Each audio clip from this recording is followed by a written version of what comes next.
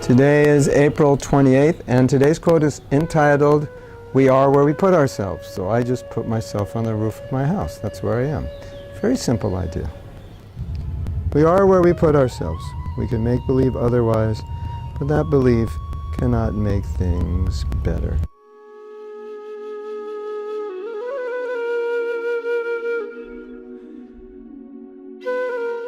In other words, a lot of times we want to blame somebody or some situation or blame the circumstances on our inability or our failure.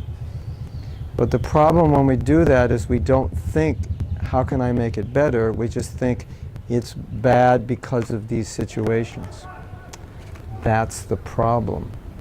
So, in any, you could take any situation and you can say, well, it's bad because of A, B, C, D, and E. And I'm not denying that there are challenges that make things difficult.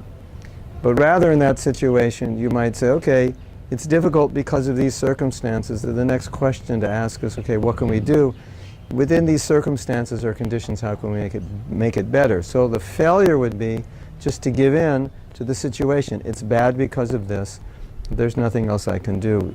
Generally, there is something. I mean, obviously, in some situations, there may be nothing else you can do because to do something would depend on other people doing things, and you can't control those people.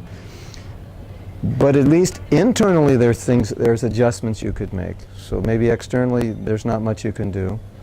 But internally, there's adjustments. Or maybe externally, you could do something different to get around that situation, or go to another place and be successful at what you want to do. The point we're making is that if you blame an environment or a situation on a failure and don't accept that the reality is that that's not the only reason you're failing, or in some cases it's not the reason at all, the blaming doesn't make it better. It's nothing. The problems aren't going to go away just by saying that this is the reason the problem is there. So I know this sounds simple, and you might think, why do you even have to talk about this? It's so simple. Well, it is simple, but so many times in our life we don't really understand that. We just think, no, I'm trapped in a corner and there's nothing I can do, which is not the case. In many cases, it's not the case. There's many things we can do, and we just have to ask ourselves the question, what else can I do? Or sometimes, as I've said before, we just have to ask the question, what else does this mean? Because I put a meaning to it, and then when I may put a meaning to it, that makes it impossible to do anything. So then the question is, what else could it mean? Does it only mean this? Because if it means this, and that this is negative, then I'm trapped within a negative story, which kind of seems to rationalize or verify my failings or my mistakes. And so we don't want to do that. If you want to succeed at something, you don't want to rationalize your failure. You want to figure out how you can succeed. So that's the idea of today's quote. Not admitting that there's a problem and you could do something doesn't make the situation better. It's just going to stay the way it is.